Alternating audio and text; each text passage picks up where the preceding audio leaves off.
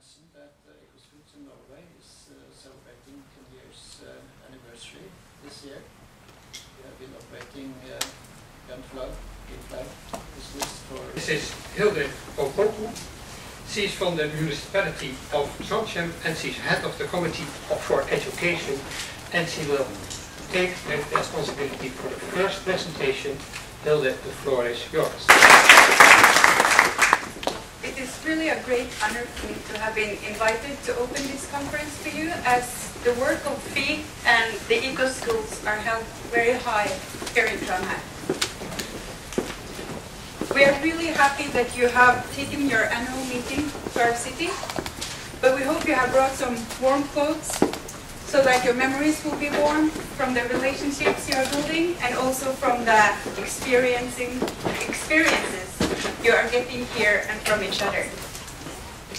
Trondheim is a former capital of Norway, and we know that people have lived here for almost 2,000 years, but we are probably most known to the world for what we did some 1,000 years ago, when people left this place as Vikings, which means leaving the bay, to visit faraway places as Turkey, Iceland, Northern America, Russia, and elsewhere.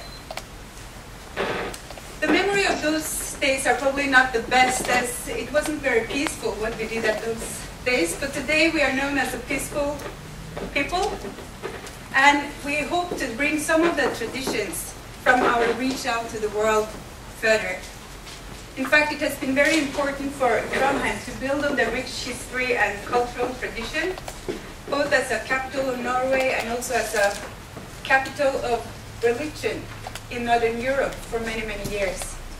To be a pioneer also today for the important matters of the world in our time, which we see as being an international community, as well as being a pioneer in environmental issues. We have a big university in Trondheim, and there is some 20 to 30,000 students and staff here, and many of those come from abroad, but we also have a large international population that comes here for other reasons. And today we teach in more than 65 languages in a town where we have just reached the number of 170,000 inhabitants. We have also been recognized for our environmental work, both nationally and internationally, which we are very proud of. And of course, the collaboration with the university has been an important factor to break through some of the myths of what is the cause and what is the problem in the environmental debate. Unfortunately, the Chinese have not come yet. But when we worked on our climate gas reduction plan just this year, it will be launched by the city council in December. One of the really eye-opening to us was that we used the university to have some life cycle analysis of the input, output, and all that of materials and energy when it comes to CO2 emission. And as we are a small but modern community, we have outsourced most of our own production. So when it comes to, for example, CO2, most of the production locally is left to our consumption or transportation. And if you go to any of our malls or shopping centers, you will see that most of the things that you can purchase are made in China or other low-cost labor countries, which means that most of our CO2 in Norway is only indirect. So when we argue that the Chinese have to clean up what they are doing, they are actually doing what we are putting on them to do on our behalf, which for me is a very good picture of how we are all responsible for what is going on and how we all are responsible for how we affect each other's quality of life around the globe. Saying that the Chinese are not here to speak their own position, but they have the similar responsibility today as they are going to Africa to introduce their modernization at that continent. So I really think that gatherings like this is the only way out of the mess that the modern industrialism has created for ourselves. That we come together, share common goals and common efforts to go further.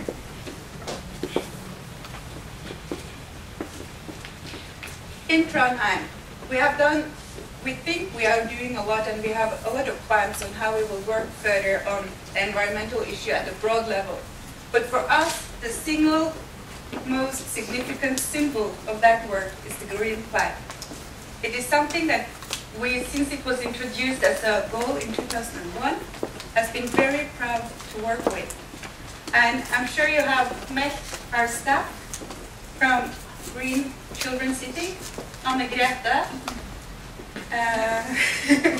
Yeah, you're all here.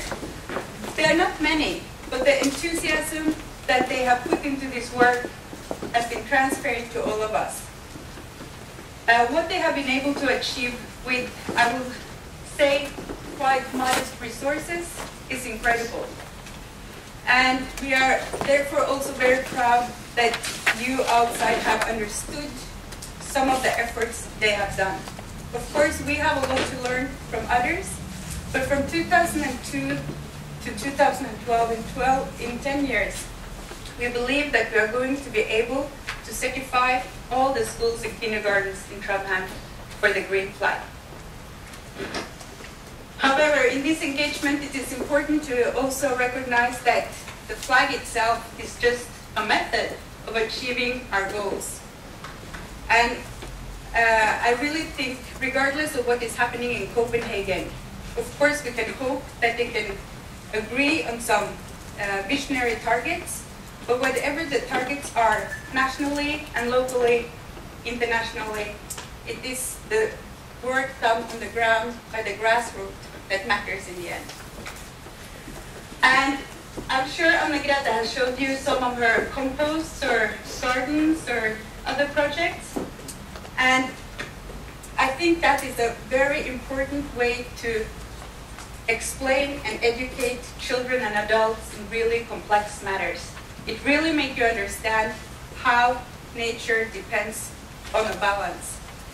And when you start at the kindergarten, putting your bread pieces or fruits into the compost and see how it transfers to soil and mud, which you can use to grow and fertilize your garden, it is a very good theoretical and practical beginning for also expanding these works to other fields later on.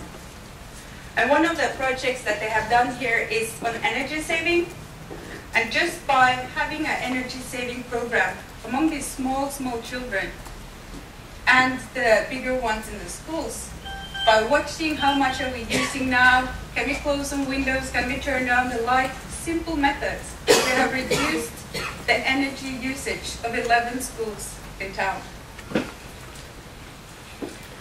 I have been so lucky through the process to both work with the teachers to educate them before they go back to their schools and kindergartens to do the practical works. I've also been so lucky to be at the other end of the process to hand over the flag when they are certified. And I've been fortunate enough to also build up through a school collaboration a possibility of a school being certified in an African country as well. And regardless of all the things I do as a politician, there is nowhere where the excitement and fun and interest is higher than when I come to the places where they work on this flag. And I do think it is because it is so concrete and people really feel that they are making a difference when they do these things. Because we can talk about the environmental crisis and the climate crisis and feel quite helpless. But these are simple methods that makes a difference. And people feel happy when they can achieve something that points in the right direction. So again, I'm really pleased that you have come to Trondheim, and I really acknowledge the work you are doing. I hope you will have a fruitful meeting here. I will be with you tonight, so I can hopefully speak to some of you some more. Welcome, and good luck with your meeting. Thank you.